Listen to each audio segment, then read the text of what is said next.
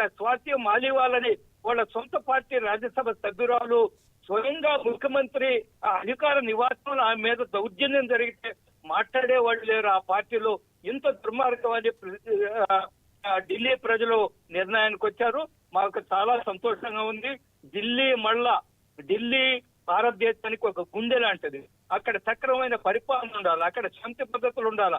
అమనుల్లా ఖాన్ లాంటి గూండాలు ఏ విధంగా ఆమ్ ఆద్మీ పార్టీని అండ చూసుకుని ప్రభుత్వాన్ని అండ చూసుకొని చెలరేగిపోయారో మనందరం కూడా చూశారు.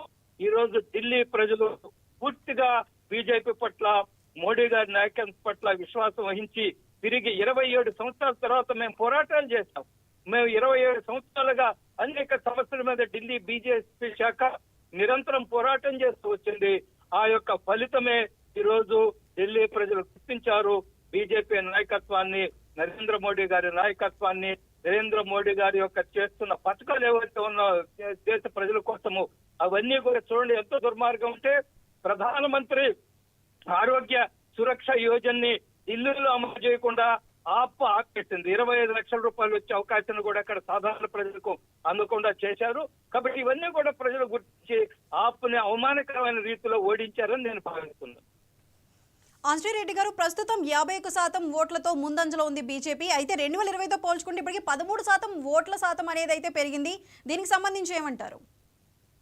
ఖచ్చితంగా మేము 2020తో పోల్చుకున్నప్పుడు గణనీయంగా మా ఓట్ల శాతం పెరిగింది. మేము కూడా ఈ యొక్క ఎగ్జిట్ పోల్స్ లేదా సర్వేల ప్రకారం 48% వస్తుందని అనుకున్నాను. నేను కూడా 48% వస్తుంది, 45 సీట్ల నుంచి 50 సీట్లు బీజేపీ గెలుస్తుంది. కానీ మాకు ఊహ అందకుండా ఈ రోజు 50% పైగా భారతీయ జనతా పార్టీకి ఓట్లు వస్తున్నాయి.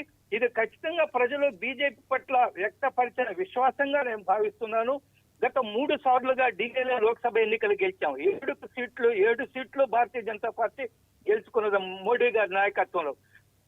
2 సార్లు అసెంబ్లీలో ఓడిపోయాం. మేము 2013లో జరిగిన ఎన్నికల్లో బీజేపీకి 28 అసెంబ్లీ సీట్లు వచ్చాయి. ఆ తర్వాత 2010లో మాకు కేవలం 3 అసెంబ్లీ సీట్లు వచ్చాయి. ఆ తర్వాత 2020లో 8 సీట్లు వచ్చారు. ఈ రోజు మేము పూర్ణ మెజార్టీ తోటి సీట్లకు పైగా ప్రభుత్వం ఏర్పాటు చేస్తున్నామంటే ఖచ్చితంగా ప్రజలు మా పట్ల ఉంచిన విశ్వాసము, నరేంద్ర మోడీ గారి నాయకత్వం పట్ల ఒక నీతి నాయకుడు ఈ దేశానికి నాయకత్వం వహిస్తున్నారు. వారికి మద్దతుగా నిలబడాలని ఢిల్లీ ప్రజలు ఒక నిర్ణయం తీసుకుని ఈరోజు బీజేపీని పెద్ద ఎత్తున గెలిపిస్తున్నారు. ఆంజనేయ రెడ్డి గారు, ఢిల్లీలో తెలుగు వాళ్ళు ఉన్న ప్రాంతాల్లో జహదారా కానీ ఇతర ప్రాంతాల్లో కూడా సీఎం చంద్రబాబు ప్రచారం చేస్తారు. అయితే ఇప్పుడు తెలుగు వాళ్ళు ఉన్న ప్రాంతాల్లోనే ఢిల్లీలో బీజేపీ ఆధిక్యం కూడా కనబరుస్తుంది. మరి దీనికి సంబంధించి ఏమంటారండి? ఖచ్చితంగా చంద్రబాబు నాయుడు గారికి మేము ధన్యవాదాలు, కృతజ్ఞతలు తెలియజేస్తున్నాము. చంద్రబాబు నాయుడు గారు కూడా దేశ హితం దృష్ట్యా వారు స్వయంగా వచ్చి తెలుగు ప్రజల ప్రాంతాల్లో పెద్ద ఎత్తున ప్రచారం చేశారు. అక్కడ తెలుగు ప్రజల ఎవరైతే ఉన్నారో వాళ్ళందరూ కూడా భారతీయ జనతా పార్టీతో అనుబంధం గల వ్యక్తులు, అదేవిధంగా తెలుగుదేశం తోటి అనుబంధం గల వ్యక్తులు అక్కడంతా ఉన్నారు ఓటర్స్ పెద్ద ఎత్తున. అదే కాదు, దక్షిణాది రాష్ట్రాల నుంచి వెళ్ళిన ప్రజలు కూడా ఉన్నారు అక్కడ. వాళ్ళందరూ కూడా బీజేపీ పట్ల విశ్వాసము, చంద్రబాబు నాయుడు గారు వారి ఇచ్చిన అప్పీల్ ఏదైతే, వారి ఇచ్చిన విజ్ఞప్తి ఏదైతే ఉందో దాన్ని తెలుగు ప్రజలు, దక్షిణాది రాష్ట్రాల ప్రజలు గౌరవించారు. అందుకనే ఈ రోజు బీజేపీకి ఆ ప్రాంతాల్లో కూడా మంచి ఫలితాలు వస్తున్నాయి. ఆంజనేయ రెడ్డి గారు, అయితే ఇప్పుడు ప్రస్తుతం చూసుకుంటే సహజంగా 3 సార్లు పాలించిన పార్టీపై వ్యతిరేకత అనేది ప్రజల్లో ఉంటుంది. ఇప్పుడు అదే బీజేపీకి కలిసి వచ్చిందంటారా? అమ్మా, ఒక రకంగా చూస్తే 3 సార్లు పాలించింది లెక్క వేయడానికి. ఎందువల్లంటే 2013లో గెలిచినప్పుడు బీజేపీ 28 31 సీట్లు వచ్చాయి బీజేపీకి, 28 ఆప్కి వచ్చాయి, 8 సీట్లు కాంగ్రెస్ పార్టీకి వచ్చాయి. ఒకటి వచ్చాయి 2013లో. అప్పుడు 1 సంవత్సరం మాత్రమే పరిపాలించాడు. దాన్ని పూర్తి 3వ టర్మ్ గా మనం గమనించడానికి లేదు. పూర్తి 5 సంవత్సరాలు పరిపాలన చేయలేదు ఆయన. కాంగ్రెస్ పార్టీ మద్దతు ఉపసంహరించుకున్న తర్వాత 2015లో ఎన్నికలకు వచ్చాడు. కాబట్టి ఫుల్ 2 టర్మ్స్ మాత్రమే, 2015 నుంచి 20, 2020 నుంచి 25, పూర్తి 10 సంవత్సరాలు, అంతకుముందు 1 సంవత్సరం పరిపాలించారు. అందువల్ల సహజంగా మేము కూడా మూడోసారి కూడా అధికారానికి వచ్చాం కదా నరేంద్ర మోడీ గారి నాయకత్వంలో. మనము చేస్తున్న పనులు ఏమిటి, మనల్ని ప్రజలు ఏ విధంగా గమనిస్తున్నారు, ఓటర్స్ ఎటువంటి నిర్ణయం తీసుకోబోతున్నారు, మనం చెప్పింది ఏమిటి, కేజ్రీవాల్ గారు ఏం చెప్పారో మనందరికి కూడా గుర్తుంది కదమ్మా. నేను ఒక సాధారణ మనిషిని, నేను ఆమ్ ఆద్మీని, నేను పెద్ద కార్లు ఉపయోగించి పెద్ద ముఖ్యమంత్రిగా పెద్ద సెక్యూరిటీ తీసుకోను, పెద్ద పెద్ద బంగ్లాలో నివసించాలని చెప్పిన వ్యక్తి షీష్ మహల్ తోటి 50 కోట్ల బిల్డింగ్ కట్టుకోవడమే కాకుండా అందులో ₹1 బాత్రూమ్ కట్టారమ్మా. ఇవన్నీ కూడా ప్రజలు గమనించారు. ఆయన పెద్ద ఎత్తున సెక్యూరిటీ, అదేవిధంగా మహిళలకు రక్షణ అన్నారు. ఆయన సొంత రాజ్యసభ సభ్యురాలు స్వాతి మాలివాల్ గారి మీద ముఖ్యమంత్రి స్వయంగా ముఖ్యమంత్రి అరవింద్ కేజ్రీవాల్ గారి అధికార నివాసంలో దౌర్జన్యం జరిగింది కదా. ఇవన్నీ చూసినప్పుడు ప్రజలు ఒక తీవ్ర నిర్ణయం తీసుకున్నారు. ఒక్క క్షణం కూడా ఆమ్ ఆద్మీ పార్టీ ప్రభుత్వాన్ని అధికారంలో ఉంచకూడదు, ఇంటికి పంపించాలన్నారు. అదే సమయంలో కేసులో ఎంత దుర్మార్గం జరిగింది. దక్షిణాదికి సంబంధించిన కొంతమందితోటి కుమ్మక్కయ్యి లిక్కర్ కేసులో లిక్కర్ పాలసీని తీసుకొచ్చారు. ఆ పాలసీని మార్చేశారు. ఆ లిక్కర్ పేరుతోటి 100 కోట్లు దండుకున్నారు. అవన్నీ తీసుకుపోయి గోవా ఎన్నికల్లో, పంజాబ్ ఎన్నికల్లో, అది మిగతా అనేక ఢిల్లీ ఎన్నికల్లో అవన్నీ కూడా ఖర్చు పెట్టుకున్నారు. ఇది ప్రజలకు స్పష్టంగా అర్థమైపోయింది, ఢిల్లీ ప్రజలకి. అందుకని ఈ రోజు ఢిల్లీ ప్రజలు ఒక అద్భుతమైన ఒక గొప్ప నిర్ణయం తీసుకున్నారని నేను భావిస్తున్నాను. ఆంజనేయ రెడ్డి గారు, అయితే ఇప్పుడు బీజేపీ ఇక్కడ ఢిల్లీలో దూకుడు ప్రదర్శించడానికి ఓట్ షేరింగ్ అనేది కారణం కావచ్చు అంటారా? ఖచ్చితంగా. ఎందుకంటే మేము సార్లు లోక్సభ ఎన్నికలు గెలిచాం కదమ్మా. మా మొరేల్ హైగా ఉంది. బట్ 3 సార్లు 7 లోక్సభ సీట్లు అద్భుతమైన మెజారిటీతో ఆ మెజారిటీ కార్యకర్తల కృషి, మా కార్యకర్తల కష్టము, అక్కడ నరేంద్ర మోడీ గారి నాయకత్వము, స్థానికంగా ఉండే అనేక మంది మాజీ ముఖ్యమంత్రుల పిల్లలు, చాలా పరివేశ వర్మ కానివ్వండి, లేదా మిగతా అనేక మంది ఆ పార్టీ కోసం పనిచేస్తున్న తీరు, ఎప్పటికప్పుడు ఆమె మీద పోరాటము, అరవింద్ కేజ్రీవాల్ చేస్తున్న తప్పుడు పనులన్నీ కూడా ప్రజలకు తెలియజేయడము, అరవింద్ కేజ్రీవాల్ చేస్తున్న దుర్మార్గాలన్నీ కూడా ప్రజలకు తెలియజేయడము, ఇవన్నీ కూడా ఈ రోజు మాకు కలిసి. అందుకనే భారతీయ జనతా పార్టీ ఈ రోజు ఎన్నికల ఫలితాల్లో ప్రదర్శిస్తుంది. ఆంజనేయ రెడ్డి గారు, అదే విధంగా ఇప్పుడు ఢిల్లీ ఎలక్షన్స్ కి ముందు కూడా కేంద్ర బడ్జెట్ లో ప్రకటించిన ఆదాయ పన్ను మినహాయింపు అనేది కూడా బీజేపీ పార్టీకి కలిసి వచ్చిందంటారు. దీనిపై మీరేమంటారు?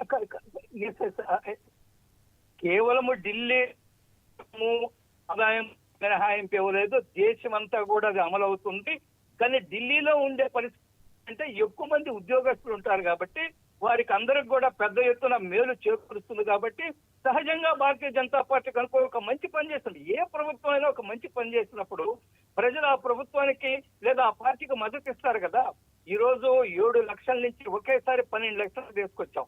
చాలా మంది అనుకున్నారు 7 లక్షలది 10 లక్షలు చేస్తే బాగుంటుంది, కానీ ఈ రోజు 12 లక్షలకే రావడే కాకుండా ఉద్యోగస్తులకు 12 లక్షలే కాదు, 75,000 వరకు ఆదాయం పన్ను మినహాయింపు ఉంది. ఎందుకంటే 75,000 అనేది స్టాండర్డ్ డిడక్షన్ ఉంది కాబట్టి దాన్ని కూడా యాడ్ చేసి 12,75,000 వరకు ఆదాయం పన్ను నుంచి మినహాయించడమే కాకుండా ఢిల్లీలో ఉండే మిగతా చిన్న చిన్న వ్యాపారస్తులకి లేదా మధ్యతరగతి ప్రజలకి, చిన్న చిన్న వాళ్ళు చేసుకునే వాళ్ళకి ఇవన్నీ కూడా ఇది వర్తింపజేస్తుంది. కాబట్టి ప్రజలకు బై అండ్ లార్జ్ ప్రజలకు ఇది మేలు చేకూరే నిర్ణయంగా కేంద్ర ప్రభుత్వం తీసుకున్నప్పుడు సహజంగా ప్రజలు ఆ నిర్ణయం తీసుకున్న పార్టీకి అనుకూలంగా మద్దతు ఇస్తారనే విషయం మనం అనేక చరిత్రలో నిరూపించబడింది.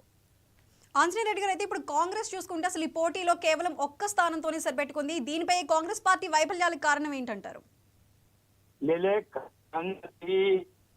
ముందు ఆ పార్టీ నాయకత్వము వాళ్ళు ఆత్మవిమర్శ చేసుకోవాలా, తప్పుడు ఆరోపణలు చేయకూడదు, తప్పుడు మాట్లాడకూడదు, దేశ వ్యతిరేక పనులు చేయకూడదు. కాంగ్రెస్ పార్టీ రాహుల్ గాంధీ గారు విదేశాలకు వెళితే ఆయన చేసే పని ఏమిటి?